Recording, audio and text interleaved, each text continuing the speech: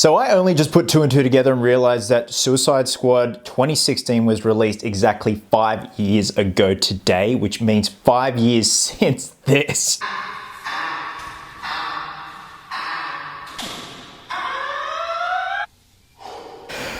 Don't judge me.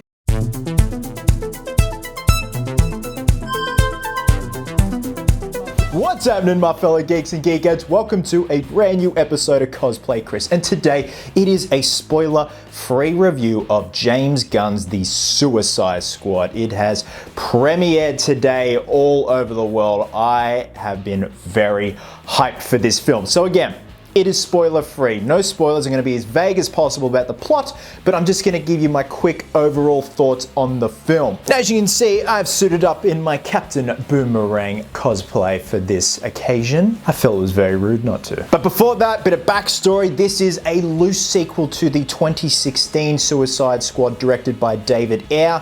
If you want to see my initial review for that, I will leave the link down below in the video description. And look, we all know what the Suicide Squad 2016 is about. It's not the greatest film ever. It did try its best, but given how there was so much studio interference, and we also have the thing with the Ayer cut at the moment, it didn't quite work out exactly how David Ayer wanted it to be. So James Gunn, director of Guardians of the Galaxy 1 and 2, has stepped in the director's helm and the writing chair to bring us something I can honestly say is so cooked, but brutally beautiful and batshit crazy in the best way possible, geeks and geekettes. I had an absolute ball with this film. Granted, it is not a perfect film, and I will quickly touch on that, but just first and foremost, the intro and the opening sequence to this film is so batshit crazy, balls off the wall. And I love the fact that there is no flashy intro to each character. They just get straight down to business. That was one of the biggest downfalls of the 2016 Suicide Squad film. It had to be flashy, lots of neon lights and lots of fancy text overlays to introduce their characters, whereas James Gunn's The Suicide Squad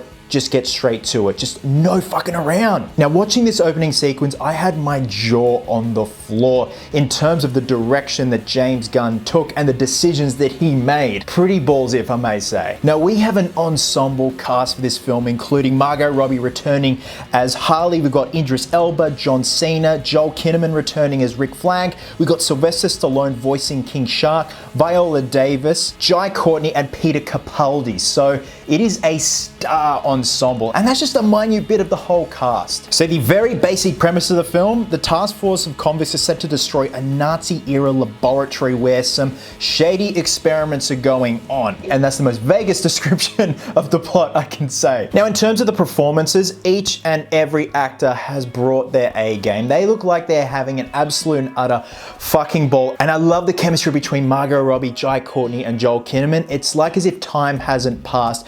We still feel that connection from the 2016 film, and even with the new characters in the film, it all still feels fresh yet familiar at the same time. We see that these guys are new to the crew, but they're also welcomed, and they all seem to mesh well together. I'd actually like to know how much of the script was improvised, because some of the comedy just flows so well. I have a feeling that James Gunn has said to the actors, okay, do your lines, and then if you feel like there's anything you want to improv, fucking go for it, man. Now, the standout characters to me: Weasel, King Shark, and Peacemaker. John Cena is just having an absolute ball. And I love the fact that he wore his Peacemaker costume to the premiere. The guy is just committed. And I obviously want to see more of him. And the great thing is we are going to see more of him because he's currently filming the TV spin-off series that James Gunn is directing. Now, obviously, being a fan of cosplay, I've got to talk about the costumes, makeup, and CGI. The costumes are phenomenally beautiful. This is specialty costuming at its finest, I must say, up there with the ranks of Batman v Superman. The costumes are so flamboyant, over the top, but they work so well. It's none of this dark, gritty bullshit that I must say I'm a big sucker for, but in the realm of the Suicide Squad and trying to capture that essence of the Suicide Squad, it works 110%. Makeup effects are brilliant when they are practical or CGI, because there is a lot of CGI in this film, and I feel like Since the first initial trailer that we saw of the Suicide Squad, they've really upped the ante of polishing off the CGI, especially when it comes to King Shark. When I saw King Shark in the first initial trailer, I thought, doesn't look as good as the TV series King Shark, but upon final inspection, he looks great, rendered beautifully, and of course voiced by Sly Stallone, who's just amazing. It was just a brilliant little combo of a CGI shark and Sly Stallone, because why the fuck not? Now before I continue on with the positive, I just want to get my one negative gripe out of the way, and that is the pacing. The first and third act are brilliant, perfectly paced, whereas the second act dragged quite a bit. There are some scenes that could have been wrapped up a lot earlier, and I just felt some parts were just unnecessary, and it kind of took me out of the experience of the film. But once the third act started and things started to wrap up with the climax of the film, I was right back into it like I was at the beginning of the film with the first act. Honestly, that's my only real gripe. All right, back on with the positive. Now, obviously, James Gunn being the director and writer, he really knows how to capture that ragtag bunch of misfits, and I'm obviously going to hone back to Guardians of the Galaxy 1 and 2. He just knows how to make the chemistry work between characters that aren't really of anyone's favor, especially when it comes to anti-heroes, and he knows how to capture that, and he's done it again with this film. Violence. Okay, this film is violent, and it works oh so well. Like the 4-hour runtime of the Snyder Cut, it's warranted. Like the brutal violence of Deadpool, it's warranted and it's needed. If you are trying to capture the true essence of Suicide Squad from the comics, you need violence. And I'm so happy that there was no studio interference with this film. The only way you're going to make Suicide Squad work, or in this case, the Suicide Squad work, you have to have violence. And unfortunately, they pussyfooted around that in the first Suicide Squad. That was one of their biggest downfalls. They didn't go hard. Okay, I just want to briefly touch on Margot Robbie's Harley. I love that they didn't make her the center of attention in this film, much like Birds of Prey. If you're gonna call a film Birds of Prey, have it be about Birds of Prey, not the Harley show. Don't get me wrong, I fucking love Margot as Harley. She was born to play Harley, and I can't wait to see her play Harley more in other incarnations, whether it be TV series or film. But every character got an ample amount of screen time, and she wasn't the screen hogger. She just fit in perfectly. She had her own scenes as well as the rest of the squad. And I gotta say, the more Margot plays Harley, the more she reveals more of the character, and the more she feels more familiar and gets more comfortable with the character, and just makes me fall in love with her character more. Not to mention, she is jacked and ripped in this film, man.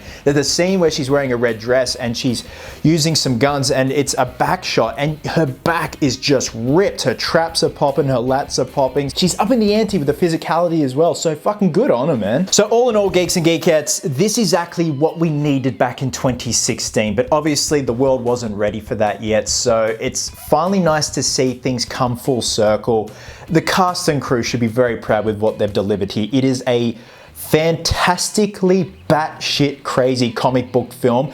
This is the only way you could have executed Suicide Squad. The whole idea of the Suicide Squad, the concept, the mythology, the background of these characters, this is the only way you could have done it, and I'm so happy it's turned out this way. It's definitely CPR for the Suicide Squad franchise. I can't wait to see where this franchise is gonna go. It just felt more pure and gritty as opposed to the 2016 one. And I am sorry that I'm comparing it a lot to the 2016, but I can't help that. Even though it is a soft sequel, we see where they've started and where it is now. And the 2016 one was all just about flashy neon lights and clever title overlays to address your characters and make it look like Deadpool. And it just didn't work, man. Whereas this one works, and it hit the mark right on the fucking head. Yes, the idea of Suicide Squad is silly. It's just ragtag, absolute bullshit insanity. And this is the only way you're gonna make it work. So Geeks and Geekettes, apart from a minor pacing issue, this film